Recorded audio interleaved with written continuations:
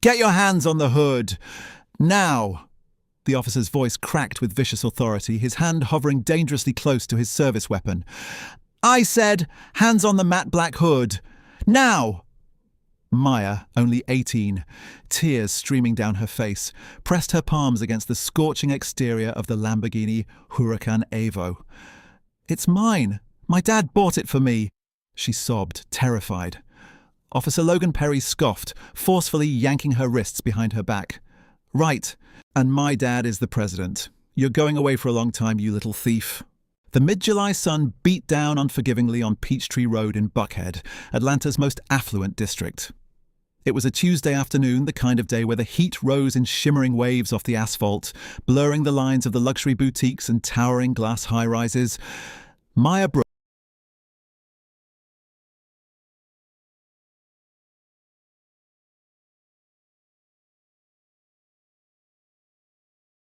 rested lightly on the Alcantara steering wheel of a pristine matte black 2024 Lamborghini Huracan Evo.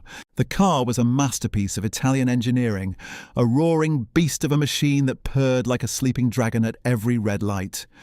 It wasn't just a car, it was a promise kept. Her father, General Anthony Brooks, a four-star general in the United States,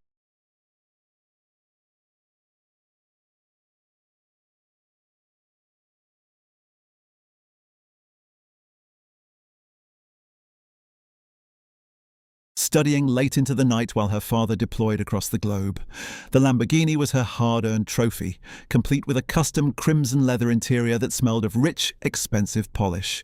Maya turned up the volume on the bespoke sound system, nodding her head to the bass, completely oblivious to the predator lurking 2 cars behind her. Officer Logan Perry of the Atlanta Police Department was having a miserable day.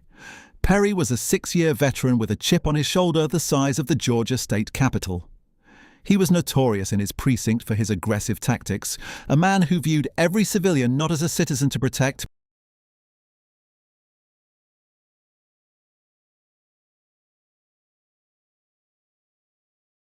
His eyes then drifted to the driver. Through the slightly tinted driver's side window, he saw a young black woman. Perry's grip tightened on his steering wheel. In his twisted, deeply prejudiced worldview, the equation didn't make sense. An 18-year-old black girl simply did.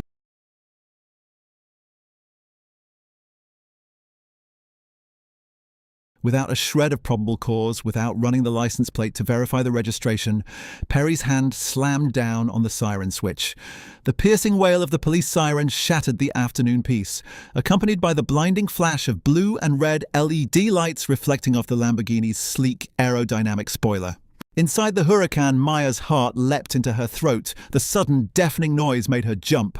She quickly checked her digital speedometer. She was doing exactly 35 in a 35 zone. Confused but compliant, her driver's ed training kicking in, she immediately activated her right turn signal and expertly guided the wide, low-slung vehicle into the parking lot of Lenox Square Mall, coming to a smooth halt away from the flow of traffic. She put the car in park, turned off the engine, and rolled down her window. She took a deep, steadying breath. Her father had always taught her to be respectful, calm, and precise when dealing with law enforcement. "Keep your hands visible, Maya. Answer clearly," his authoritative but loving voice echoed in her mind. She reached for her designer purse resting on the passenger seat to retrieve her driver's license and the vehicle's registration. "Hey, don't move! Keep your hands where I can see them!" The voice booming from outside the car was not a request. It was a violent command. Maya froze, her hand hovering over the leather handbag. She turned her head slowly to see Officer Logan Perry storming toward her window. He wasn't walking with the measured pace of a routine traffic stop. He was advancing like a soldier entering a hostile combat zone. His right hand was resting heavily on the butt of his holstered Glock, his posture radiating an intense, unwarranted aggression that made the blood run cold in Maya's veins. "Officer, I was just reaching for my—" "I said don't move!" Perry barked, coming to a halt just inches from her door. He leaned down, his sunglasses reflecting Maya's terrified face. "Keep your hands clamped to that steering wheel. Right now." Maya complied instantly, her knuckles turning white as she gripped the wheel. "Yes, sir. I'm sorry. Why was I pulled over?" Perry didn't answer her question. Instead, he leaned closer, his eyes raking over the luxurious crimson interior, the carbon fiber dashboard, and finally settling on Maya's young, trembling face with a look of absolute disgust. "Step out of the vehicle!" he ordered, his voice dripping with venom. "Step out of the stolen vehicle, right now!" "Stolen?" Maya's voice cracked, the word catching in her dry throat. "Officer, there must be some mistake. This is my car.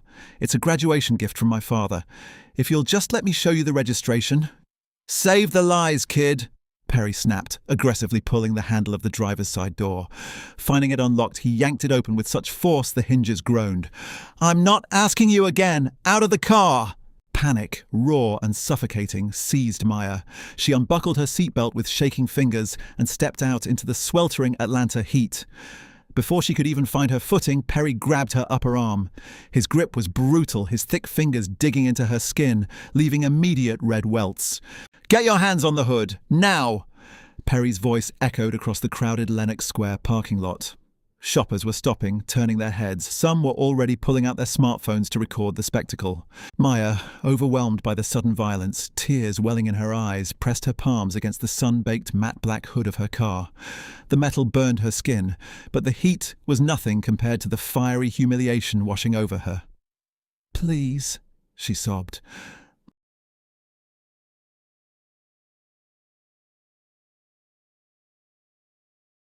"Shut up!" Perry hissed. He forcefully grabbed her left wrist, twisting it sharply behind her back. The sudden movement sent a jolt of agonizing pain up her shoulder. Click! Rip! The cold, heavy steel of a police handcuff ratcheted.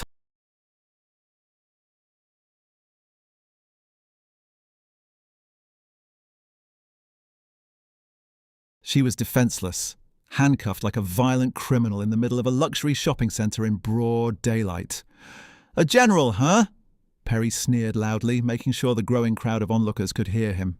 "That's a new one. Usually you people say it belongs to a rapper or an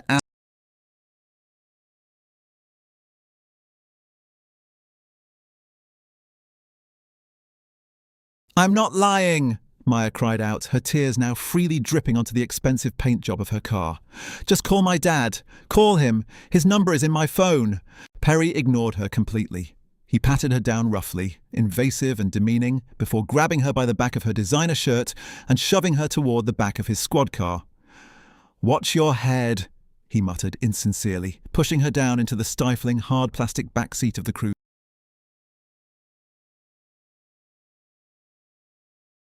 From the window of the cruiser, Maya watched in horror as a flatbed tow truck arrived less than 10 minutes later. Perry stood by, hands on his hips, smiling smugly as the tow operator hooked chains to her beautiful car. He was treating it like a prize, a trophy he had captured.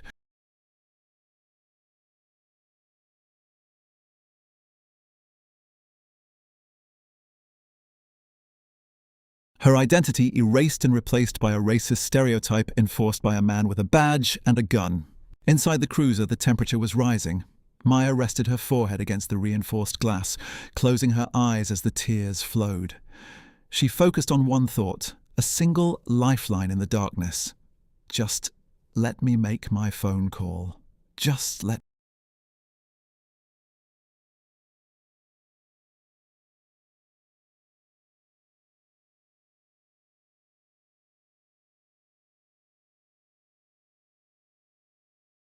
"Copy that, 42, the radio crackled. "Good collar." Perry glanced in his rearview mirror at the weeping teenager in his back seat. "Told you," he smirked. "You're going away for a long time." 500 miles away, inside the secure subterranean command center at Fort Liberty, General Anthony Brooks was standing over a digital situation map of the Middle East. At 52, Brooks was a mountain of a man, his presence demanding absolute respect even before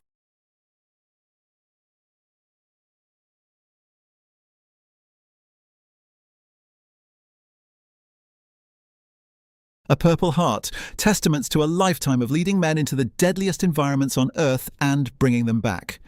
He was a master tactician, a man whose mind operated 10 steps ahead of his adversaries. The room was hushed, filled with the soft hum of supercomputers and the quiet murmurs of intelligence analysts. A tense briefing regarding a hostile troop movement near an Allied border was underway. Suddenly, a red phone on the console, a secure, direct line restricted to the Pentagon and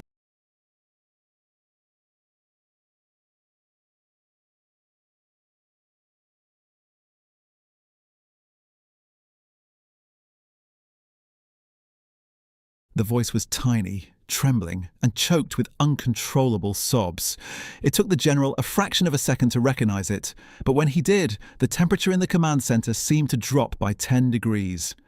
Maya, sweetheart, what's wrong? Are you hurt? Dad, they arrested me, she cried, the words tumbling out in a panicked rush. I'm at a police station in Atlanta. They took the car. They put me in handcuffs, Dad. It hurt. Everyone was watching. He wouldn't listen to me. He said I stole it. He wouldn't even look at the registration. Every muscle in General Brooks's jaw locked. His knuckles turned white as he gripped the telephone. He didn't ask if she was speeding. He didn't ask if she had talked back. He knew his daughter, and he knew exactly what had happened. What is the officer's name?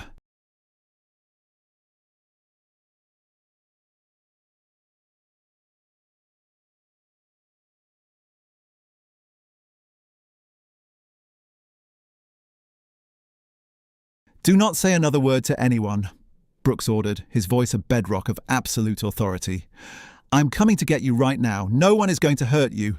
Do you understand me, Maya? Yes, Dad. Brooks slammed the phone down. He turned to his second-in-command, a seasoned two-star.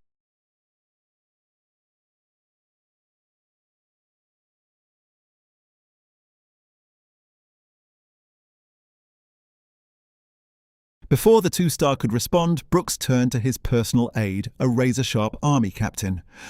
Captain, I want my helicopter spun up and ready on the tarmac in 5 minutes. Flight path directly to Dobbins Air Reserve Base in Georgia. Have a security detail and 3 SUVs waiting on.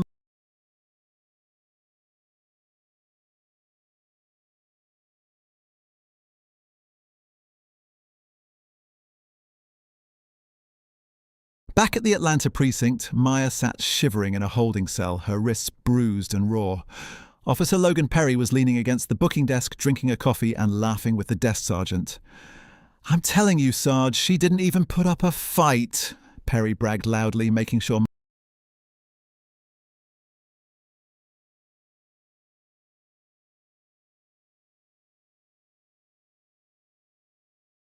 The desk sergeant, an older man with greying temples, frowned slightly. You verify the VIN yet, Perry? We haven't had any reports of a stolen matte black Lambo. It's a hot car, Sarge. Trust me. Perry waved him off dismissively. Probably boosted out of state. What Perry didn't know was that his career, his freedom, and his entire worldview were currently hurtling toward him at 200 miles an hour in an Army Black Hawk helicopter. The precinct lobby was quiet, the usual hum of low-level criminal processing lulling the desk sergeant into a state of lethargy. Officer Perry was at his desk in the bullpen, lazily typing up his arrest report, creatively embellishing Maya's suspicious behavior. The piece. Through the glass double doors of the precinct, 3 black Chevrolet Suburbans abruptly hopped the curb, coming to a screeching, aggressive halt directly in front of the building. The doors flew open simultaneously. 6 heavily built men in dark suits and earpieces.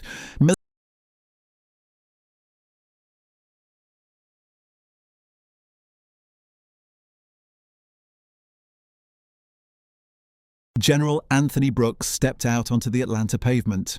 He was in his full Army service uniform. The dark blue fabric was immaculate, the gold braid on the sleeves gleaming. 4 massive silver stars sat heavily on his epaulettes. His chest was a terrifying.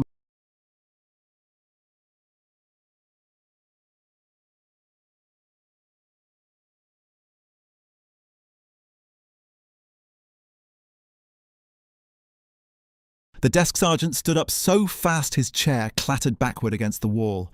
His mouth hung open. As a former Marine, he instantly recognized the rank, the medals, and the sheer, unadulterated power walking toward his desk. He instinctively snapped to attention. "General, sir!"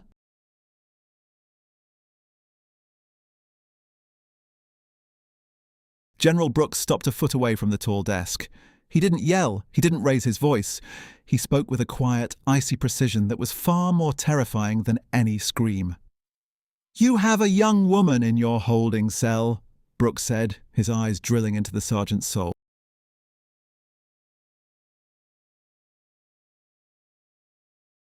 The sergeant swallowed hard, his eyes darting to the logbook. "Sir, let me check. Brooks." "Yes, sir." "Brought in an hour ago by Officer Perry. Suspicion of grand theft auto." "Get her out," Brooks commanded, "and bring me the man who—" The commotion in the lobby had drawn the attention of the bullpen. The precinct captain, a politically minded man who survived on good PR, hurried out of his office. Seeing a 4-star general standing in his lobby surrounded by a federal security detail nearly made his knees buckle. "General Brooks."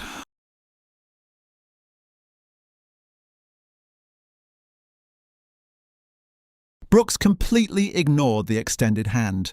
"The only misunderstanding, Captain, is your officer's assumption that he could abduct my daughter, assault her, and steal her vehicle without consequence." Just then, Officer Logan Perry emerged from the bullpen, holding his coffee mug.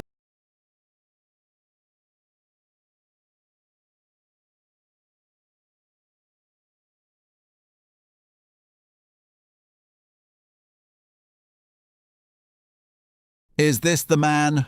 Brooks asked, his gaze snapping to Perry. It felt like a laser sight locking onto a target. Yes, sir," Captain Miller squeaked. "Officer Perry made the arrest." "Go get my daughter," Brooks ordered the captain. Miller sprinted toward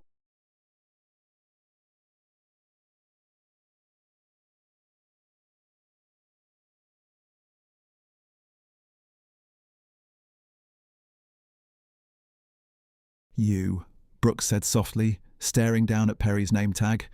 "Officer Perry, you saw a young black woman in a beautiful car, and your microscopic intellect deduced she must be a criminal. You didn't check the registration. You didn't verify the plates. You pulled—"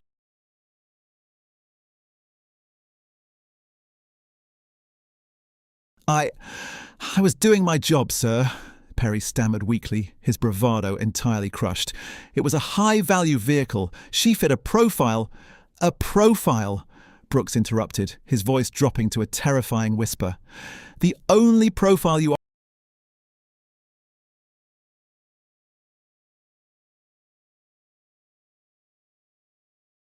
The heavy steel door of the holding area buzzed and clanked open. Maya rushed out, rubbing her bruised wrists. When she saw her father, she broke down again, running across the lobby and throwing her arms around his waist. General Brooks wrapped his massive arms around her, kissing the top of her head.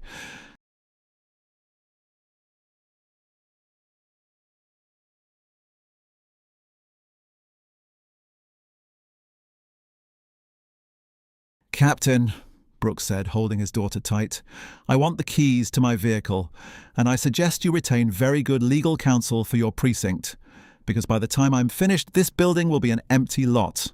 The fallout was immediate and catastrophic for the Atlanta Police Department. The next morning, General Brooks's high-powered legal team operating out of Washington, D.C., filed a massive civil rights lawsuit against the city, the department, and Officer Logan Perry personally. But Brooks wasn't just a soldier, he was a tactician. He knew that in cases like this, police unions often circled the wagons, burying evidence and dragging out investigations until public outrage faded. He wasn't going to let that happen. The APD Internal Affairs Division immediately opened an inquiry. When they demanded Officer Perry's body camera footage, Perry confidently handed over his device. He knew the department policy inside out. He had conveniently experienced an equipment malfunction.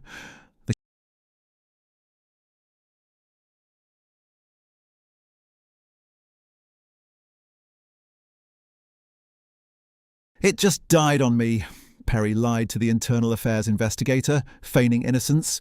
"Must be a faulty battery. But I stand by my report. The suspect was hostile and non-compliant." The police union quickly issued a statement supporting Perry, citing the dangers of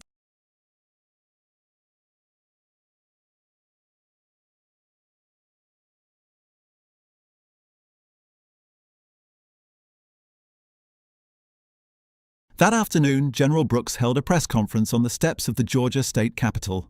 He stood tall, in civilian clothes this time, a dark, tailored suit, with Maya standing bravely by his side. The plaza was swarming with national media. CNN, Fox, MSN. "The Atlanta Police Department," Brooks began, his voice echoing off the marble pillars, "has claimed today that the body camera of Officer Logan Perry malfunctioned during the illegal assault and detainment of my daughter. They believe this allows them to control the narrative." Brooks pulled a sleek tablet from his briefcase. What Officer Perry, in his arrogance, failed to realize is that a 2024 Lamborghini Huracan Evo is not just a car. It is a highly advanced rolling computer. It is equipped with front and rear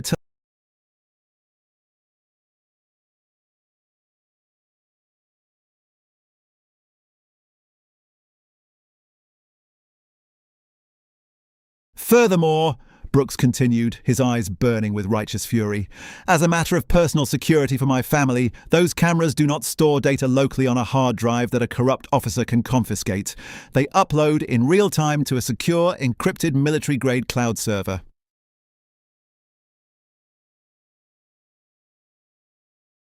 The video played in crystal clear 4K resolution with perfect audio. The entire world watched as Maya peacefully pulled over. They heard her polite tone. They watched horrified as Perry stormed the vehicle, his hand on his gun. They heard his vicious commands, his refusal to look at the registration.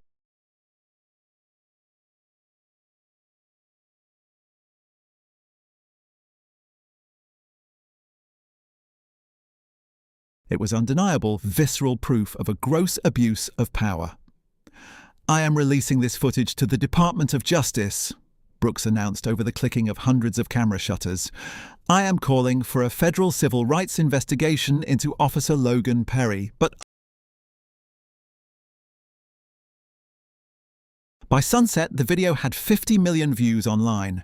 The city of Atlanta erupted in protests, not of violence, but of overwhelming, unified demand for accountability. The police union, realizing they were defending a sinking ship against a nuclear submarine, immediately withdrew their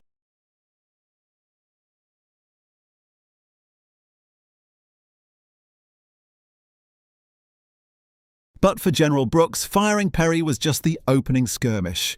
The real battle was changing the rules of engagement. General Brooks utilized his immense political capital. He didn't just have friends in the military, he had the ear of senators, governors, and Washington power brokers. Over the next 6 months, he relocated his family to a secure compound in Virginia, but he practically lived at the Georgia State. He drafted legislation with top civil rights attorneys. He testified before state senates, his military bearing and undeniable logic cutting through partisan bickering like a hot knife through butter. He shared Maya's story not just as a grievance but as a symptom of a systemic disease. Less than a year after the terrifying incident in Buckhead, the governor of Georgia signed into law the Bodycam Transparency and Law Enforcement Accountability Act, universally dubbed by the media and the public as the Maya Act. The law was revolutionary and uncompromising. It mandated that any law enforcement officer who intentionally deactivated a body camera during an encounter with a civilian would face immediate termination, absolute forfeiture of their pension, and automatic referral to the state attorney general for criminal prosecution.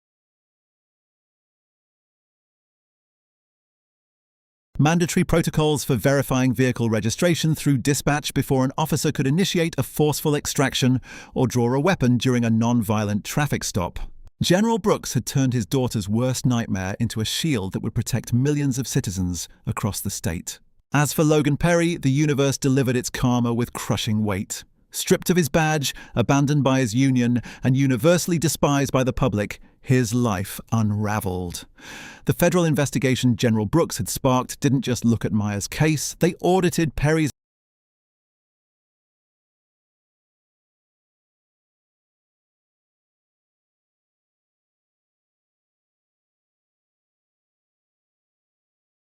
A federal grand jury indicted Perry on multiple counts of civil rights violations under the color of law, false imprisonment, and evidence tampering. Facing decades in federal prison and overwhelming evidence, Perry's arrogant demeanor finally shattered. He took a plea.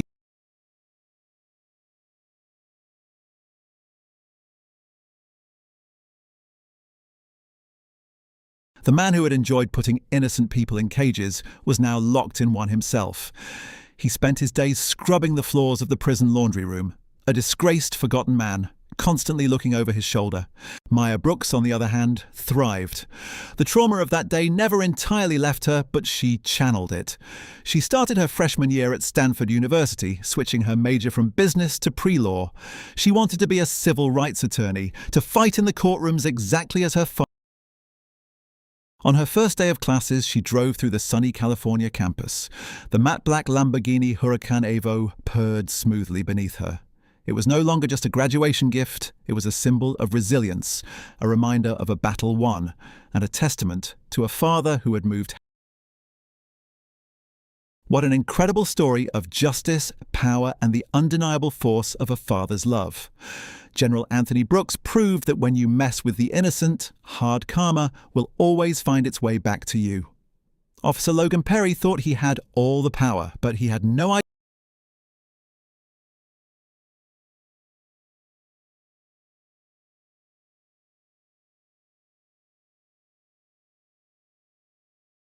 No matter how hard they try to bury it, will always come to light.